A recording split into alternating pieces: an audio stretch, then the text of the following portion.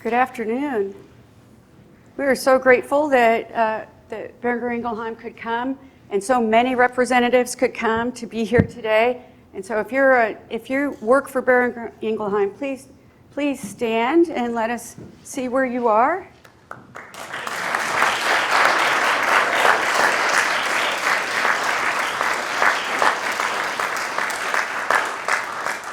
Not to embarrass Camian too much, but she had surgery this morning on her finger at 10:30 this morning, and she still managed to make it here for this event. And some people came from very far away, and we're grateful to have them here. Our first speaker for this event, he was born in Kansas City, Missouri, and he went to Shawnee Mission High School, and he came to K-State, and he wanted to be a veterinarian, but it didn't work out. And so he ended up being an engineer. In about a 20-minute period of time, he ended up being an engineer, and he knew he had to sign up for armed forces at the same moment. And he doesn't like us to tell this part. He wants us to introduce him, President Dick Myers, 14th president of Kansas State University. But he's going to retire in December. And the process for firing a tenured full professor is a lot longer than that. So I'm going to say whatever I want. Please do. So let's say that the Air Force turned out almost as good for him as being a veterinarian. And he had 4,100 hours in the cockpit and 600 hours in combat. And he went on, as you all know, to be the chairman of the Joint Chiefs of Staff and was a 4-star general. And we are grateful for his service to this country.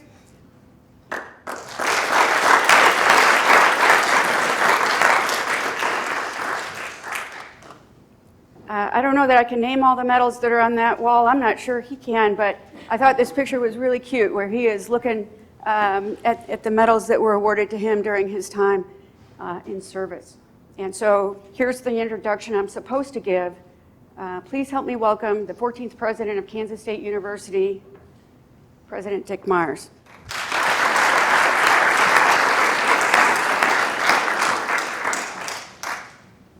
Well, thank you, Dr. Rush. Thank you, Bonnie. I came here to be a veterinarian, and it was July of 1960. It was hot and humid. Wandered into the assistant dean of arts and sciences office who had my records, and she says, "You want to be going to pre-vet?" I guess they called it at the time. I said, "Sure, that's what I want to do." And she looked at me and says, "Well, you qualify, so all you have to decide is what language do you want to take?" I said, "I want to take a language." She says, "Well, you have to in pre-vet." And I said, "I had 3 years of Latin in high school, and that was painful enough. I don't want to take a language."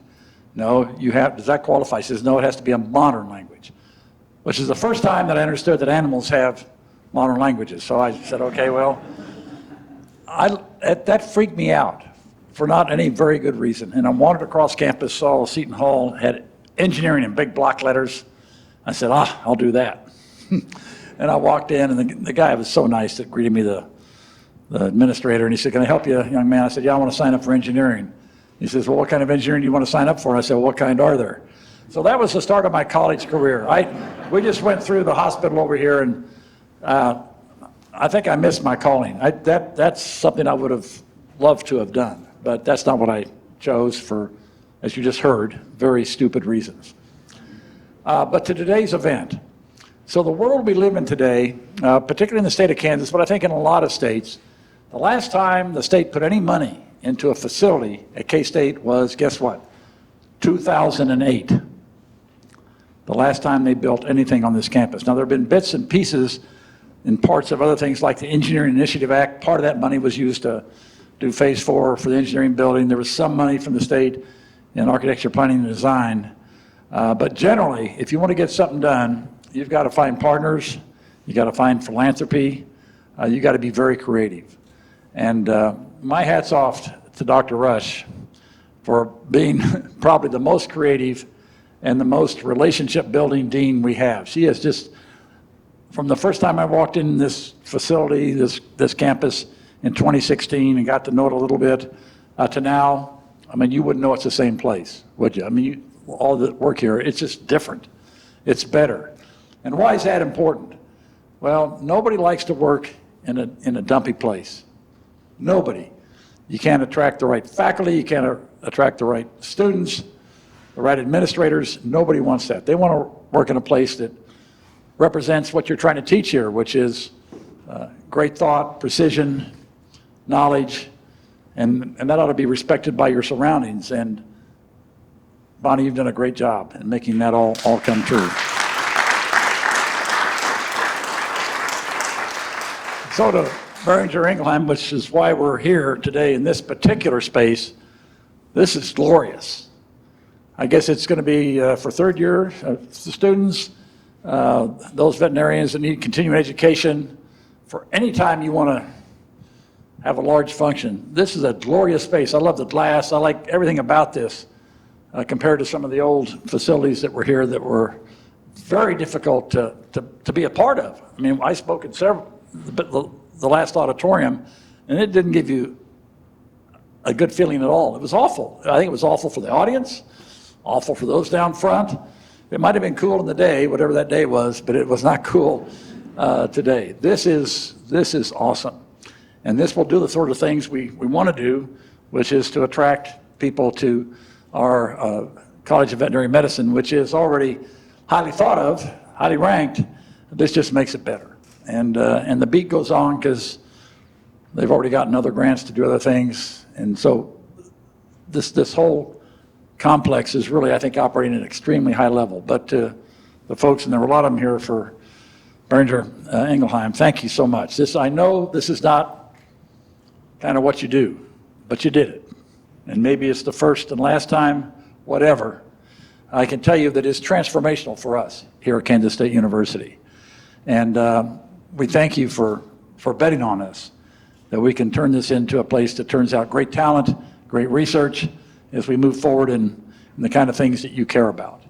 And I'll be forever, ever grateful for all you're doing. This is going to be the heart and soul, I think, of the College of Veterinary Medicine campus. You can see this room being used for lots of things besides imparting knowledge, but building relationships, all the sorts of things you would hope it would do for us. So again, I can't thank you enough for this particular effort on your part. If it's a first, I know that took a lot of soul searching too, and I thank you for that. It's like I said, it's transformational to Kansas State University, and I'll be forever indebted to you all. So with that, thank you, Dr. Rush. Thank you for inviting me when I walked in, I got disoriented immediately because this is not how this whole place used to look. And then I saw Bonnie. I said, I must be in the right place. This is just amazing, amazing, amazing, amazing. And we appreciate the partnership, and we'll be good partners as we go forward. Thank you, Bonnie. Thank you all.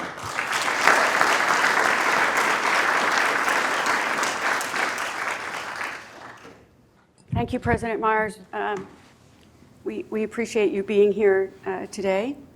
I know most of you think this picture was taken last week, but it was actually a little bit longer ago than that. And you may wonder why this is relevant today. I had a herd of horses that had heaves or asthma, and so I was interested in aerosolized drug. And this is a horse that, this is how this horse breeds at rest. This is one of those herd horses. And we worked on this aerosol, this inhalation device for distributing a bronchodilator, albuterol, in horses. And Boehringer Ingelheim owned this product, right, and funded this work. And so I worked with them through safety, efficacy, through the FDA approval process. And the thing that impressed me most about this device is, in human medicine, if you take an inhaler, 85% of it ends in the back of your throat and 15% gets in the lung. And the opposite was true with this device. And if you just take a look at those two side by sides, there's a before and after of radio-labeled drug in the caudodorsal lung fields of a horse. So not only is the distribution incredible, but the image on the right shows after drug treatment. So you can see how much it opened up those airways. And I just loved working on this project. And here was the ad for that product. And I want to tell the other side of this story. The the woman in this ad was my work-study student, and she worked on these projects, and that was my research horse, Amber. And somebody snapped a picture while they were visiting, somebody from BI, and that became the advertisement for this particular product. And so she had fun while she graduated in the class of 2003, so that gives you some idea how long ago this goes back. But she loved going to trade shows, visiting the BI, visiting the booth at BI, and then standing next to the picture of herself in the advertisement. And so the thank you goes back to, you really carried me through the promotion and tenure process, really. Those were the years where Boehringer was the primary person at the table, and I'm grateful for that. And this is your product today, and it has corticosteroid in it, so it's not the bronchodilator product, but still a really nice product. So this is where we started, with a terrible auditorium that doesn't exist anymore. And so I went to an architect in Kansas City, and he's sitting in the back there, Hadley. I'm going to say hi. Hadley Stolte from Clark Anderson, and I asked Hadley, can I make this into 2 stories? And can we put an auditorium somewhere else on our facility? And I had an idea out back that would have been far worse. Hadley was sitting in my office, and he's looking out the window, and he said, I'll be back in 2 weeks. I have a really good idea for you that I think you're going to like. And so what he said to me is, I know how to get into your hospital. I don't know how to get into your college. I don't know how to, you don't have a focal entry point to your college, and you need that. And we have that now. And it was really Hadley's vision to put the auditorium here and not out back somewhere. And he told me you can absolutely deconstruct that auditorium. So this was his original drawing of what this place might look like. And we're incredibly grateful for his vision. He has been the architect for our anatomy lab, for our student spaces. So for those of you that had tours today, all of the spaces that we have are, he is responsible for how beautiful those spaces are. So this was his original drawing of the BI auditorium.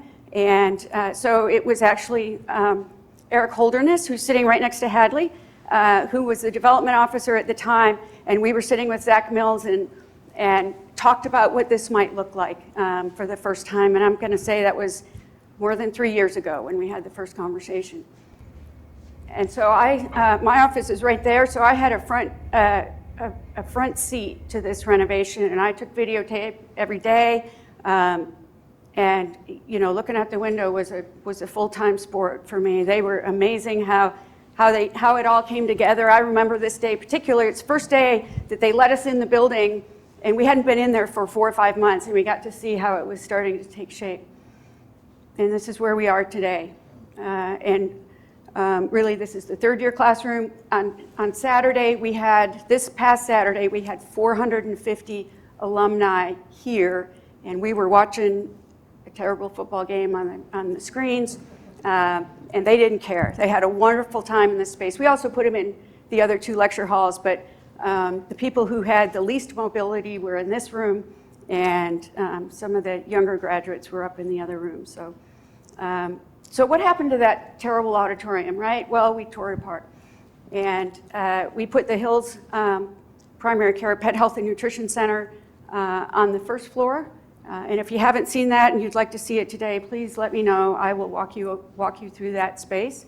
So above that space, we have 5,000 square foot that's just an open shell right now. And so we wanted to do something special with that. And with a lot of help, we put together an NIH construction grant for a core research facility. So Frank Blecka is here, and he helped. I don't know that other researchers that helped are here, but we had a lot of help, and we had a great story. We have a NIH COBRA grant. We had, NBAF supported this as well, and so this is to bring 5 key laboratories together in a single space. And it was a long shot. Hundreds and hundreds of submissions went in. Med schools, vet schools, anybody that does biomedical research can send in a CO6 construction grant.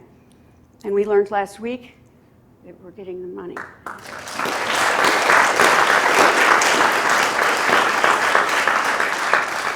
So the thing I want to say about that, the side B to that story, is our architect for this space was also Hadley.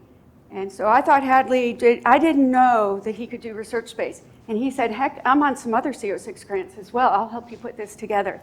And so he had a CO6 grant with Colorado State, KU, UMKC, and us. And 2 of his were funded. And he was responsible for capturing, of the 50 million that were distributed, he captured 10 million. He's an incredible, incredible talent, and he's a K-State grad.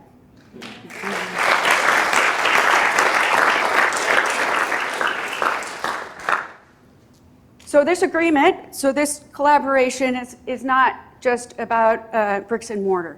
The bricks and mortar are incredible, and that could be enough, but it's not all that we do. BI has been really helpful for us in our shelter medicine program. They've provided product for us that makes it affordable. We go to 23 partner organizations within 2 hours of Manhattan, and we've been on the road 6.5 years. We've done 30,000 spay-neuter procedures for a 2-hour radius of Manhattan. And the students who participate on this rotation will do about 50 spay-neuters on that 2-week rotation. Before we had shelter medicine, students were graduating doing 3 or 4 procedures. So it's just an incredible collaboration or outreach program, and no money changes hands. So we really need the support from others, and BI is an important part of that to make this go. And it is the student's most highly rated rotation is the shelter medicine rotation. And we had a dream to have a new vehicle, and this vehicle is about community outreach, disaster response. I should back up and say, you also helped us with this community outreach activity. This is Everybody Counts. So in Manhattan, for underserved populations, they can come and see a physician, they can see a dentist, and they can also bring their pet and see a veterinarian. And so Kristen Williams was at that event with us this year, and BI is a really important sponsor for this sort of community outreach. And so we needed a vehicle to help us do these sorts of programs across Kansas. And just a few shots from that day. And so this is the vehicle we dreamed about, $450,000. We had private gifts that supported that, and that vehicle arrived in January. So now we've got 2 vehicles to send on the road and help the state of Kansas. You're also very helpful with the Veterinary Research Scholars Program. This is a program in which you help all vet schools virtually to support students being in laboratories, having a research experience. And our champion here is Dr. Kate Kukanich. Kate, raise your hand. She's in the back there. And she has really taken this program to a new level with 23 scholars this past year. And we used this space for our celebration event at the end. And the posters were outside. We had mentors and students on our rolling PowerPoint in the room. We gave awards in the room, and it is a beautiful, beautiful event.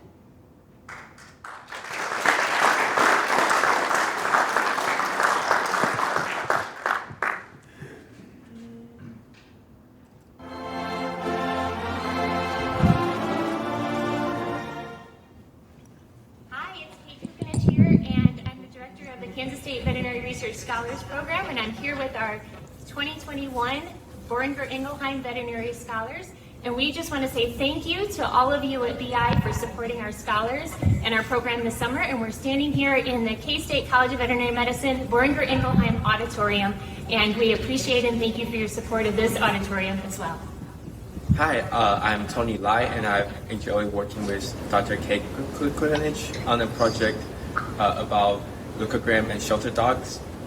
Hi, I'm Nathan Jackson. I'm working with Dr. Sherry Fleming, and I am researching the role of estradiol in ischemia and reperfusion injury. I'm Rebecca Olenick, and I'm working with Dr. Jugan on a study about IV iron sucrose in cats. Hi, I'm Bailey Fritz, and I'm working with Dr. Michael Kleinhans on research about aspirin in postpartum care in cattle.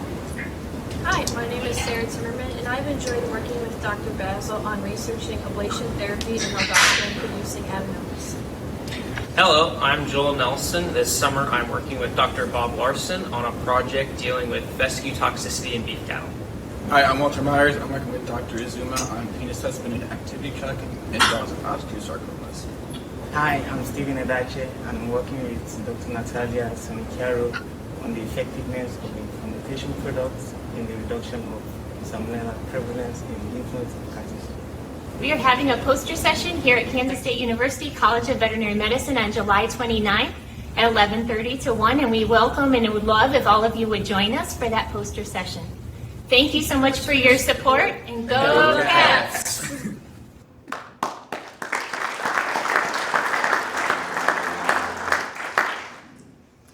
So BI is solely responsible for those particular veterinary scholars at this school, and you're solely responsible for veterinary scholars all over the country, and it's a tremendously important and impactful program. You're also responsible for faculty awards, and we appreciate that. We have a whole array of faculty awards that we would not be able to give without corporate support. I'm going to back up for a second and just preface this video a little bit. Jody asked me to show this video. He saw it before, and this is a video. This is a program that we just started where we are interviewing graduates who graduated more than 40 years ago, and we want them to tell their story. And we interviewed 28 of them over the last weekend. We've interviewed about 110 of them at this stage, and if you go to our website, you can watch their individual stories. And this is a composite video that pulls together stories from a couple of different graduates. Hi, my name's Vic Anspar. I'm originally from Luray, Kansas. I graduated from the College of Veterinary Medicine in 1969. Dr. Nordzi, he had several fingers missing on one hand, but he was our large animal surgery instructor and our OB guy, and he wouldn't let us graduate if we couldn't tie a one-handed square knot. You had to be able to tie a square knot inside of a cow with one hand, or you couldn't pass his class. And he'd look at that grade book, and then the boys would start snickering because he'd look, and they'd say, beam. And so he'd ask me the first question, and then he'd ask me the second one, and maybe the whole hour. And the guys just got a big kick out of that. Well, he couldn't pronounce Beckenhauer's name. God, I had to study for that course. I was on the 1955 freshman team at KU, which was Wilt Chamberlain's freshman year at KU. I was on the team when we played the fresh. That was the largest crowd I've ever played in front of. It wasn't. There was over 15,500, I think, at the game that night.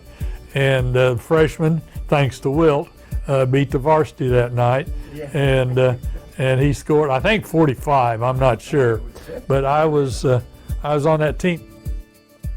I was in McGuire Air Force Base in New Jersey, and then I went to Vietnam.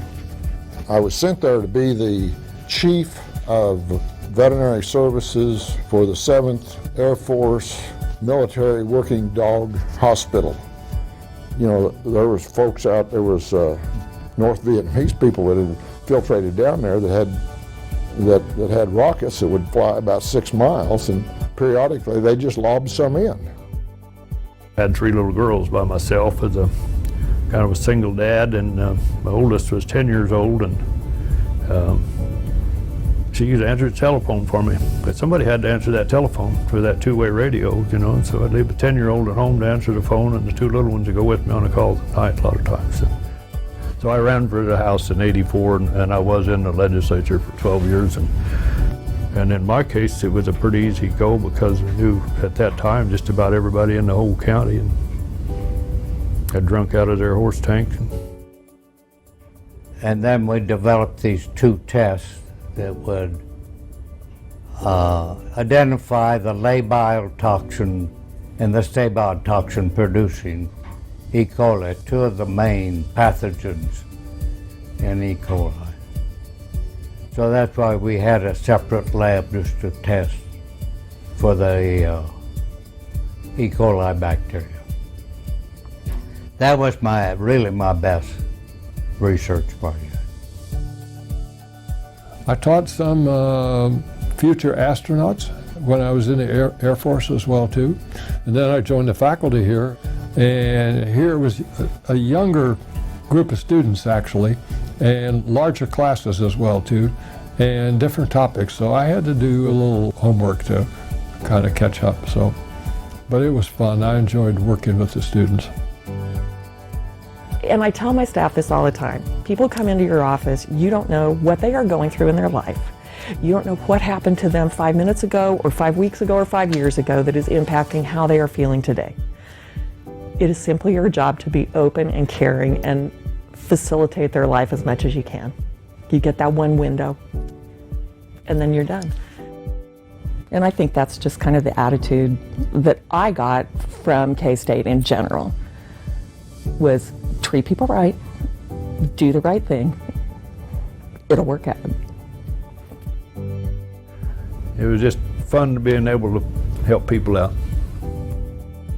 It's kind of the best of both worlds. You get to help the food supply, you get to help the small animal client, and besides, if you like working with animals, you're not that far from an MD, except that maybe monetarily you won't get paid quite as well, but that's all right. It's been a great life. I think it's the greatest profession in the world. And I think that was what I always want to be. The College of Veterinary Medicine is, they help their veterinarians a lot. They help the institution a lot. They help the community a lot. And if you say that you're a K-State graduate, why, that means something to anybody you say it to.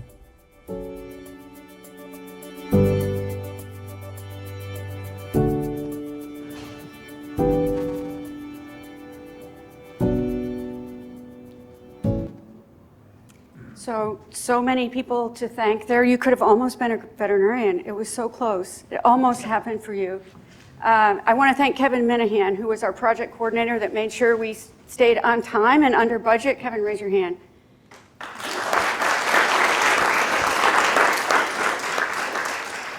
All the videos that you've seen, including the time lapse, really Scott Morrow, who's behind the camera. Is that Scott still behind the camera? There he is.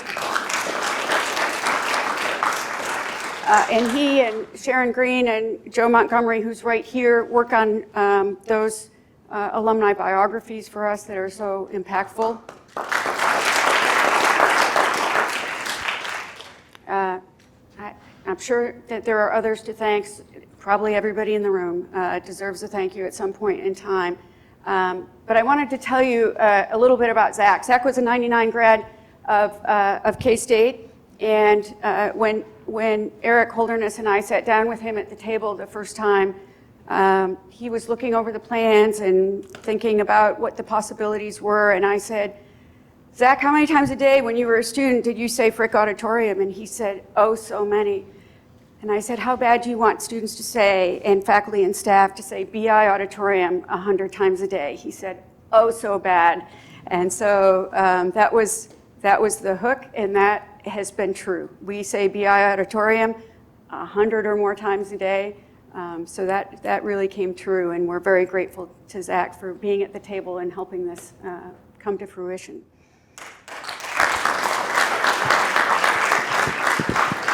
So Zach, come on up. It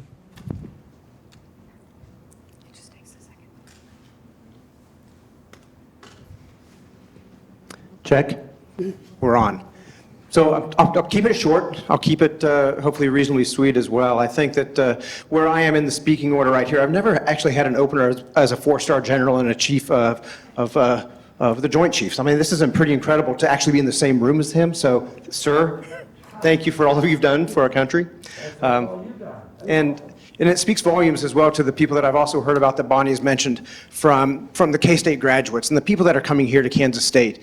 They are true to their core. They are passionate about what they do. They are forward-looking. They are visionaries, and they're partners. And so when I had that first conversation with Dr. Rush about what this might look like, about a partnership opportunity, I said, tell me more. And we had a second conversation. I said, tell me more.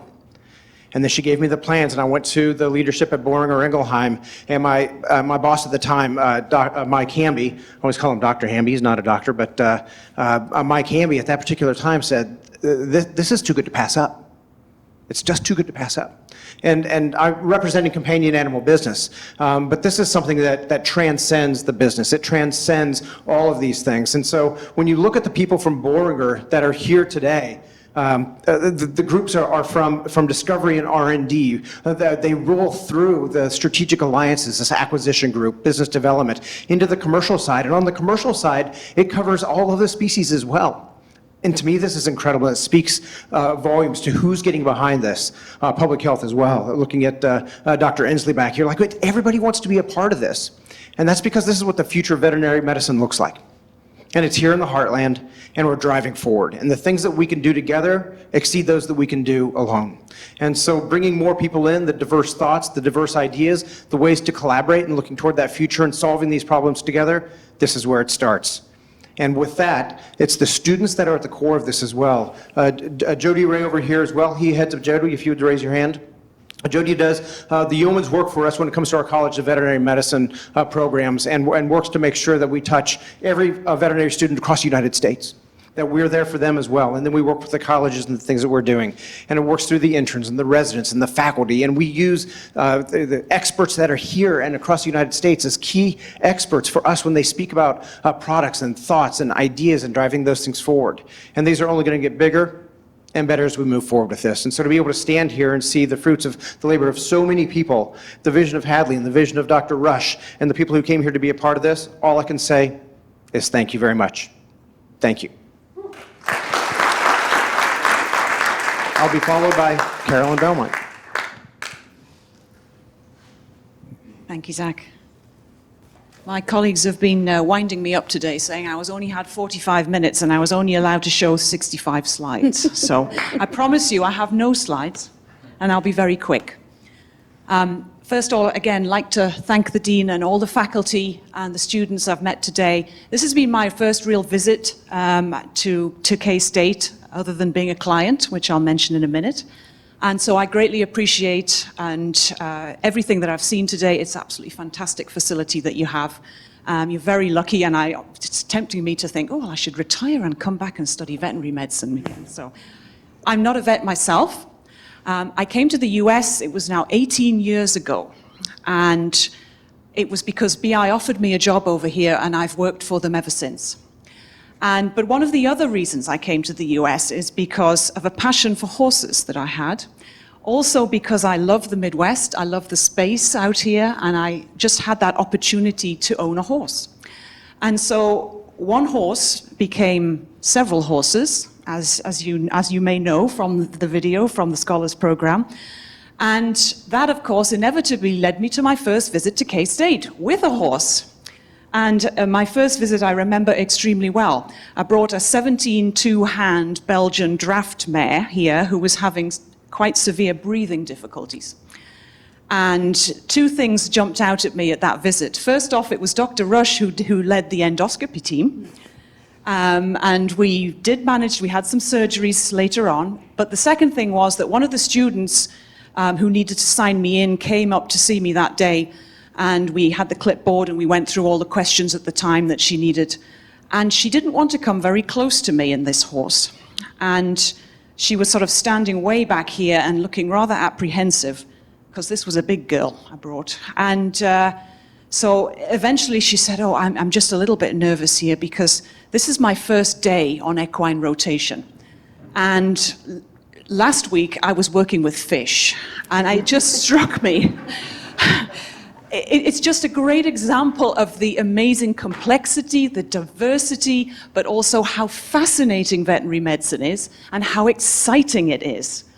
And it really highlights to me, seeing you all again today, all the different opportunities that a veterinarian has after they graduate. You may end up in research, you may end up in practice, you could work in human pharma. It's so diverse, your opportunities, and what a fantastic career to pursue. It's something I would like to say I greatly appreciate you personally for all the support you've given me and my animals in the past, But I would also like to say that Boehringer Ingelheim appreciates K-State and all the veterinarians that you have produced today. And I think you can see that today. Thank you very much.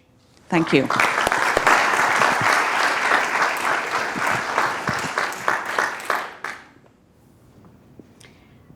And the moment we have all been waiting for, we're going to cut some ribbon.